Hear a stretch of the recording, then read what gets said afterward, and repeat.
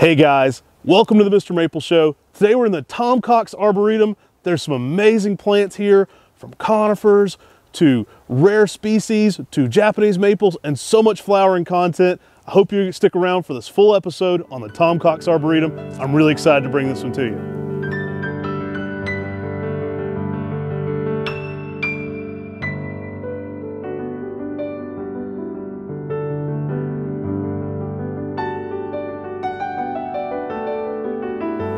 Good morning, everybody. I'm Matt. And I'm Tim. And welcome to the Mr. Maple Show. We're here at Cox Arboretum in Canton, Georgia with Tom Cox, conifer and ginkgo extraordinaire, expert. Hey, I see some nice maples mixed in here too, so we'll have to add a few maples to the mix today. There's a few, yeah. But we're real excited. We're going to be doing a walkthrough today. We'll be shooting a podcast, so you'll have to check that out as well. And there's so many amazing plants here. Y'all better get excited because this garden is spectacular. Well, welcome to our Arboretum, and we've been here since 1990, and we're pretty darn proud of this place because it has become really one of the premier woody collections in the United States. We've gone all over the world collecting and establishing contacts, and actually one of the very first plants that we started with, and probably the very first plant here was a maple. It's a good collection here. It's good to have these guys. I've known them a long time. They're both excellent nurserymen, great citizens, and we're so excited to have all you guys here today to share this wonderful fall color on this nice morning after a good blessed rain last night. It's been so dry here.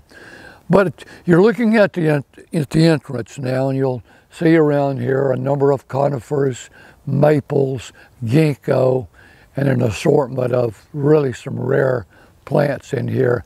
I understand you guys got to see the AB's Bechuanzuensis yesterday. We did. And it's a rare one. So we're gonna, I guess, tour here and go through and slowly talk about some of the plants. But as a way of introduction, we've been here since 1990, as I said. This was raw land. There was nothing here. There wasn't even a road here. It was just forest. We came in and we were very careful to keep the big trees and selectively clear land and start to plant. We, again, traveled all over the world collecting and visited nurseries from Montana to Mississippi and all in between. So with this, over these 32 years, we've collected quite a number of plants, and they've grown well here in this Zone 7B climate. So with that, I guess that's about, I know you can. We're pretty excited to get into this. There's some really good fall color peeking through. I think we caught this at just the right time. Hopefully that rainstorm last night didn't knock all the foliage off. I think we're going to be perfectly lucky on timing here to get some really good shots in this garden. Let's get in the garden and check it out. Hey Tom, tell me about this Nishiki Sukasa. The Nishiki Sukasa. Do you know anything about this at all? Rough bark. It's a corticosa, obviously, when it comes to being a Japanese black pine. I have no idea where I got that, and I'm not sure at the time that I understood how wonderful it was going to become. If you'll look, and I know you guys know that particular specimen, but or cultivar, but it really has developed into a nice plant, and architecturally, it would belong in a Japanese garden somewhere. It's a beautiful specimen. I didn't actually know the cultivar, but I know the nursery Sukasa maple in Japan very well. It's named for. Yeah, Sukasa silhouette. Yeah. And so that's what drew our interest. We're like, I didn't know any pines or anything, and it'd be interesting to talk to Yutaka Tanaka and see the origins to this plant. Really nice Emmett's pumpkin back here too. We got to get some fall color shots of this. I see some ginkgos picking through over here as well. That Acer Japonicum Emmett's pumpkin back there though, that morning light hitting that's special right now. And this is this Corylopsis spicata Ari over here? It is. Good eye, Golden yes. Spring? Good eye on you. Let me just say something about this Acer Japonicum here. I think people, and everybody that comes, they get my 10-point sermon on Japanese maples. And you guys are going to know what I'm going to say probably. People miss the boat sometime on not planting the Shirawara and the Japonicums.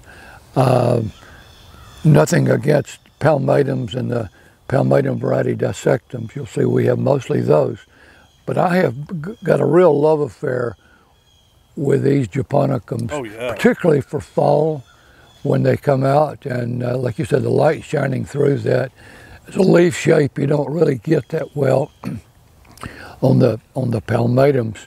So there's room enough for both.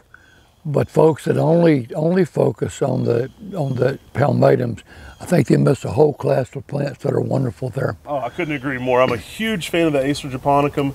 Emmett's Pumpkin's one we offer a good bit, and you can see it lighting up that fall garden for sure with those large leaves. It does. Another plant here that's kind of fascinating, it's got a yucca grade needle to it. Somebody touch that needle and tell me what you think. Uh-oh. Yeah. That's kind of sharp right there. That is Pasea big spruce, Chihuahuana, from the state of Chihuahua, Mexico. You see it glistening there, but it's an interesting plant. It's going to probably top out about 20 foot. There are so many cool plants of note here in this garden. I mean, I know I went through here and just geeked out on the maples, but there are a litany of flowering plants and conifers in here. I mean, I see some stuff I hadn't even seen before, and I've been here many times. Well, Tom, you want to go through and show some of your favorite plants down through here? Yeah, just one quick note. I think we in the South tend to garden more for spring and fall, and we leave out winter and we leave out summer. Here we try to be a four-season garden. I think that one of my favorite times to be in the garden is in the winter. I can see the barks of the various maples that turn, the forms of the wonderful Japanese maples, the wonderful conifers that give you winter interest, the fruits. There are just so many things about a garden where we should and we can down here in the South, because of where we live, have so many cool plants year round.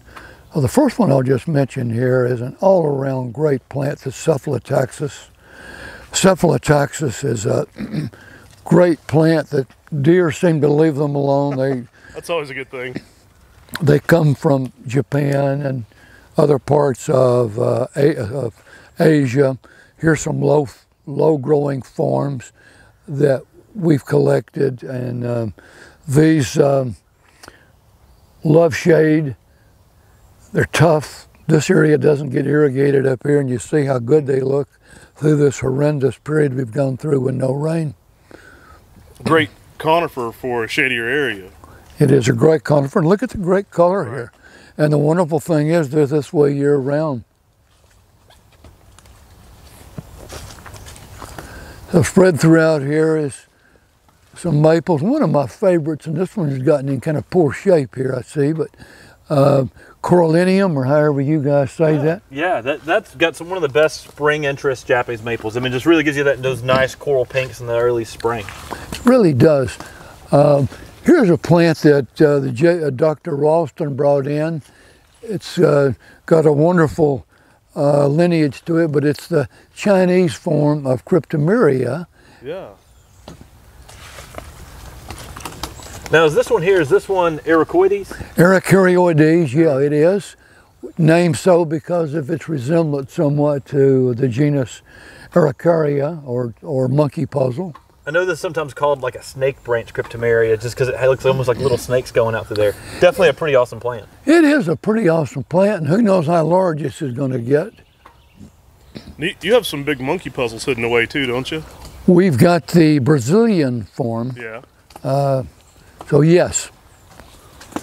Boy, we've got a big Japonicum right here. Edwood. That's Edwood. Nice. Yeah.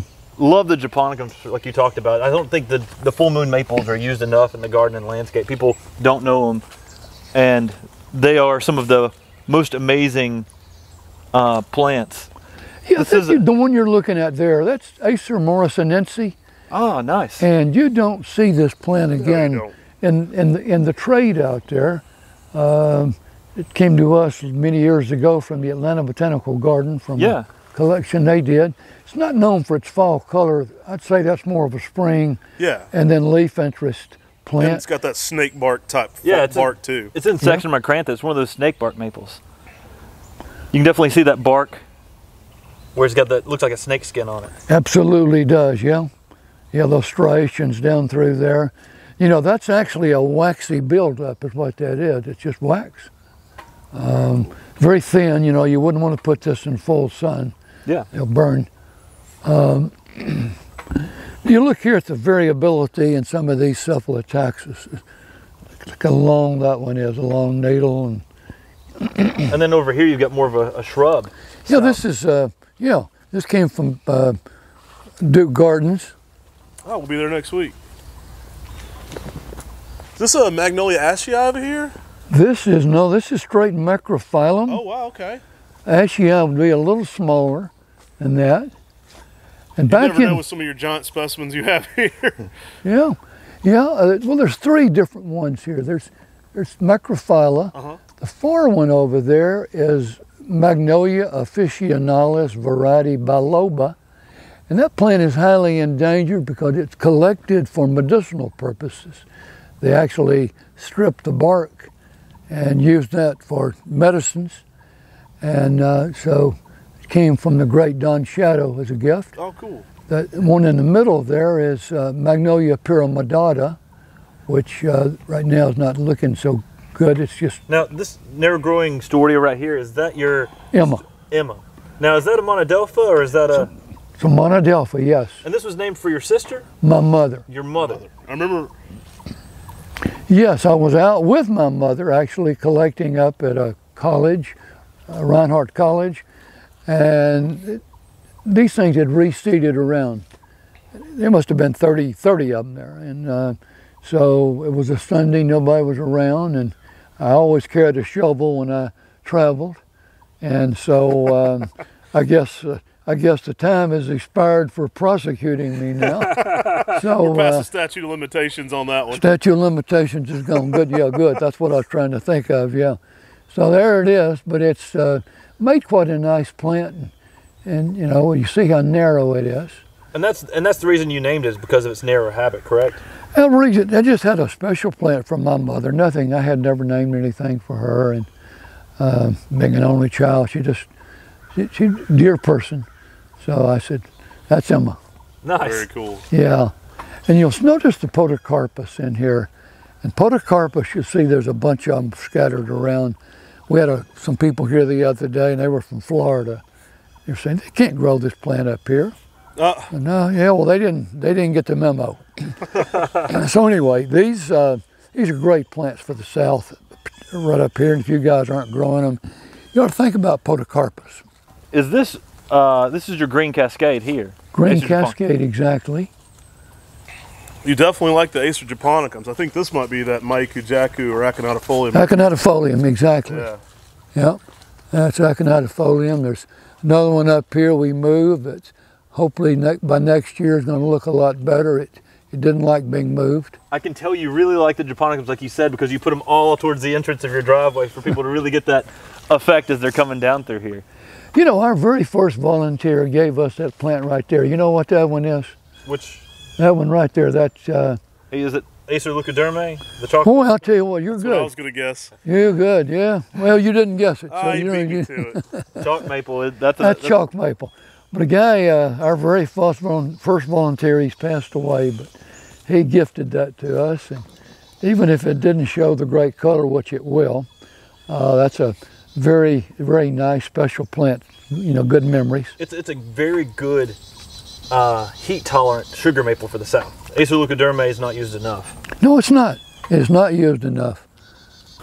So coming down the drive, and the idea in the beginning, they say a blind hog find an acorn every now and then, but I guess I lucked out here, but some of it was careful thought.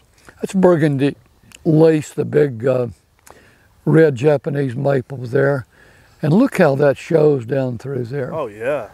Yeah. Just fantastic plant. Makes a great, almost, you know, mid-story plant for this whole area. You can drive under it, but it's still got some of that upper protection, and it's just the right fit there for the driveway for sure. And then I think the colors down your driveway are just exceptional. yeah. I mean, it's pretty awesome how you've mixed in a lot of these podocarpus, mixed in with the Japanese maples, Yeah. and different plants in here to give your evergreen interest, but also some seasonal spring and fall interest. Down here in the spring is a big Acer palmatum catsura, Oh, nice. which you can't see right now, but you got that wonderful spring pop on that. Always one of the first beacons of spring there, letting you know it's ready. Boy, it really is. And here was a surprise. I did not think this plant was going to live here.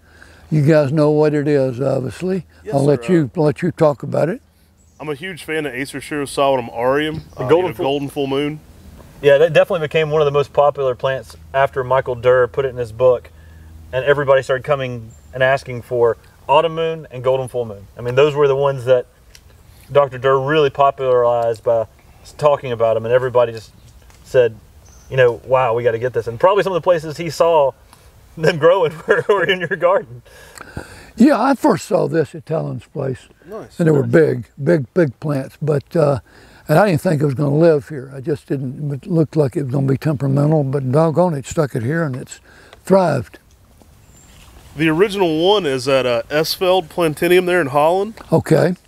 You've probably been there before, but Core always jokes that if you steal something from his nursery, you can't be too mad. He says that Siebold sailed up there and actually threw that one out on the bank for his great-great-grandfather, and it became aureum. Yeah. Oh, wow. This is beautiful through here. Yeah, you can look out through there, and I can see the taxodiums out through there, the ball cypress. But yeah, there's a lot of memories in here over the years. You've done a good job of mixing in these lace leaves that can give you some extra view above them so you can see further out, which is nice. That is Sean's pillar. Oh, nice, nice. Now that is I don't know that we have a great monumental. Okay. Hint, hint, hint, but I'll have to hook you up with one sometime. but I'm kidding. But that's you talking about a slow grower though, but it's full. And again, this area here gets no irrigation. So Very nice. what I like to say to you guys and novices as well, you come here in April, March, April, May, any plant can look good because they haven't, you know, it's new, it's coming out, it's fresh. Show me a plant in October that's gone through summer, heat, drought, drenching rain, heavy soils, insects, diseases. How does that foliage look in October? And you see one that looks that good or this good over here. So that's one of the tests I use when we keep a plant is, how does that plant look when it's gone through one of our periods here?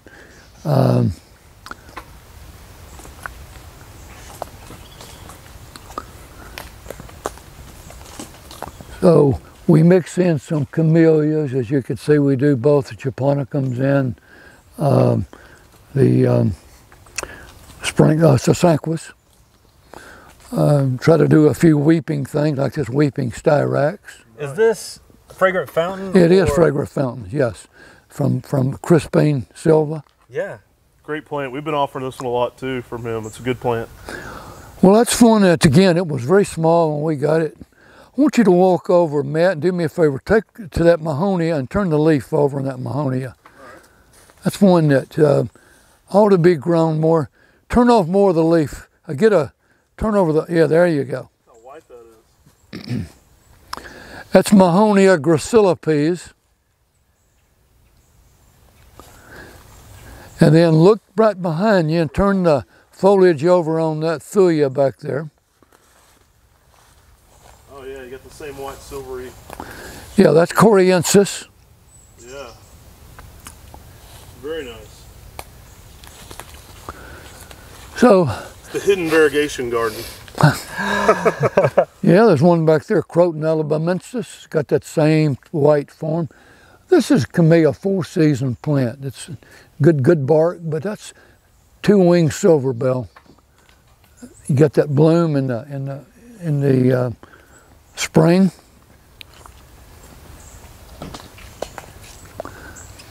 I'm starting to smell the Cercidophyllum japonicum that I can see right now.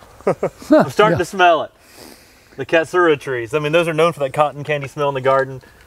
You know, Dr. Durr talked about that was his favorite plant. I mean, favorite tree was Katsura.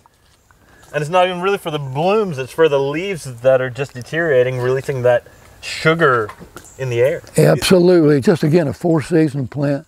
Richard Olson at the National Arboretum told me it's a genetic thing, that there's a certain percentage of the population that don't smell it too. Really? I've always smelled it, and most people I've ever been around smell it when you walk up to it. I mean, half the time if my allergies are crazy, I don't smell it, but it's a genetic thing. Like, some people will go up to a Katsura tree and smell it, no fragrance. For me, they're always very strong in that fall garden. I love it. It's that cotton candy sweetness. I agree. The cotton candy sweetness is exactly what it smells like. It's not overbearing though. Like it. This again was one of the very first reticulated, it may have been the first reticulated maple we got. If you look down there at that old sign, you may know what it is. Yeah, Shigatsusawa. Now, yeah, Shigatsusawa. Now this is also one of the first reticulated types ever listed in Japan. It's one of the ones from 1700s. Well, thank you. I'll repeat that so later. It's not only just one of your first, but it's one of the very first in Japanese literature. Stay tuned. Very soon we're going to do a podcast completely on that 1700s Japanese maple list. So that's an upcoming Mr. Maple podcast for sure. Where does Tim Yukiyami fall into that? Well, it's been around a long time. It was actually introduced by Kobayashi Momiji In. I believe it's slightly in the 1800s. They've been around for over 300 years. We got to tour their nursery.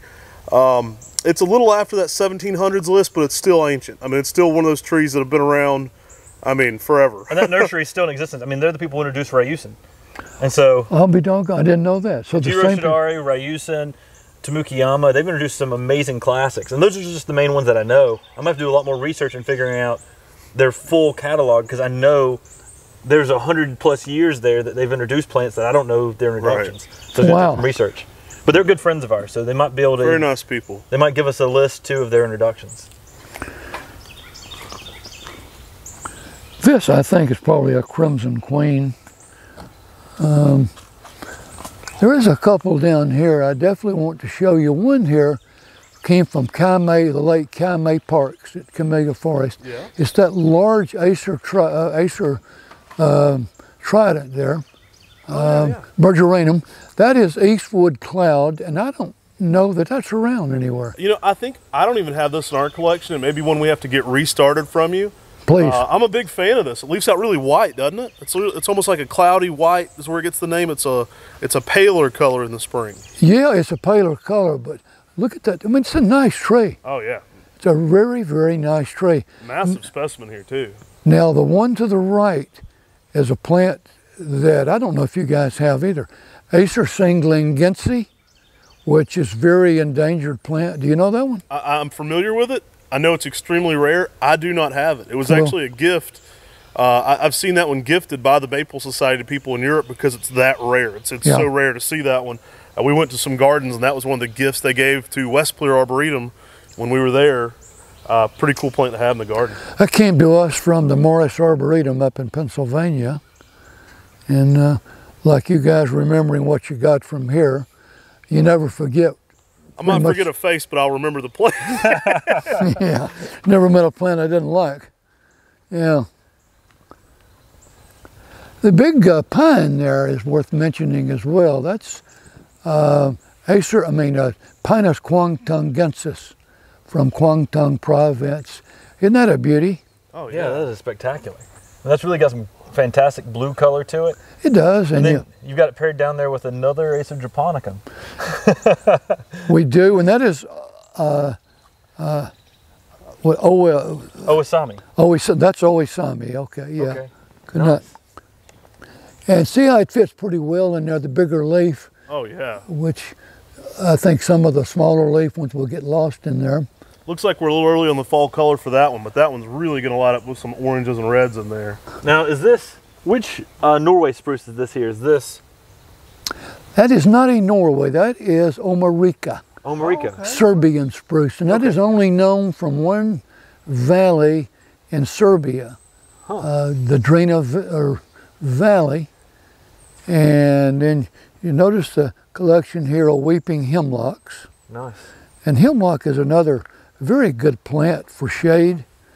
I would say if you're going to grow one conifer for shade, hemlock is the ticket. Yeah. Notice the little dogwood here. Are you guys growing that? Is that Little Poncho? That is. Oh, I love that plant. Yeah, we've offered it before. It's a great miniature Kousa. We just visited the nursery up there in McMinnville, Tennessee that introduced that. Oh, very cool. Yeah. Which nursery is that? Botanico. Botanico. Okay. Very Yeah. cool. I love getting the history behind a lot of plants, and so I'll definitely have to contact them and get some of the history of. Well, I can put you in touch with those folks, the owner. Okay, Sounds thank good. you. I love your suggestions here. You have conifers in every setting, from boggy conditions to shade. I mean, you really can learn a lot about growing conifers in so many different formats here. Well, one thing we tried not to do is create a conifer a conifer ghetto, where everything is conifer. Not that I have anything Right. against that, but You've got the splashes of color in here. You definitely got that deciduous splash going on. this old boy right here is in the wrong spot, unfortunately. I really like this maple a lot. Again, Matt, I'm going to rely on you to Amoriyama. Is that the way you Yes, pronounce sir. it? That's exactly how I say it. A little bit of color starting to show on this one. I love its semi-pendulous habit. That's a pretty nice specimen. Yeah, you might want to give him a little more room, but he's looking good. Yeah, it's too big to move. Yeah. Now, we're going to come up on a plant that I think has got it's the best specimen probably in North America, and you don't see very many of them. And when you do, they're very poorly represented. It's Glyptostrobus. If you go back to the genus Metasequoia Glyptostroboides, it took its name Glyptostroboides from Glyptostrobus. That's one of the 5 deciduous conifers. Wow. And that arguably is the best specimen of that. It should be grown right by the water's edge. You'll see that's right there, not in the water, Yeah. but beside the water. That is tardily deciduous. Last year it didn't even lose all of its needles. But And can it grow in wetter spots like some of the other, like bald cypress and dawn redwoods? it does not want to be in the water, but on the margin, sort of like that. Now, is this your Oregon fern? No, it is the Green Cascade. Green Cascade, Okay. thank you. That's Green Cascade. Yeah. And then over here, Now, this ginkgo that's over here lighting up in the pathway, do you know the name of that one? that is supposed to be, again, jade jade butterfly. That's Jade what I was butterflies. guessing, yeah. Another Green Cascade up here. I love that plant. This one's really getting some completely different fall colors, the same specimen, but a completely different fall colors than the ones that were at the top of the hill.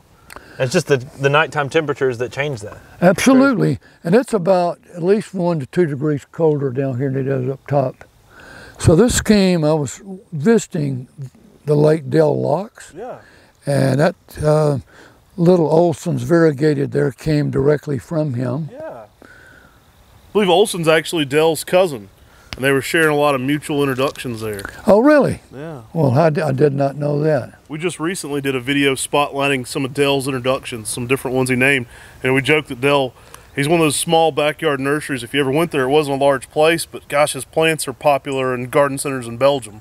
So they're all over the world with emerald lace and so many different interesting introductions. Oh, did he do emerald lace? Yeah, yeah. Huge catalog of, just, he had a lot of #1 hits. You're going to have Num- to tell me what this little, is that a cryptomeria there? No, that is a juniper. It's a procumbens, which tends to be a low spreader. Yeah. From Japan, and happens to be a little variegated form that we got from a nursery down in Florida, and I don't see it offered anywhere. It is very unique and different. That's what drew my attention to it, is I like the variegation, how it's sort of evenly spaced out through there. You're laying out so many nice textures from this.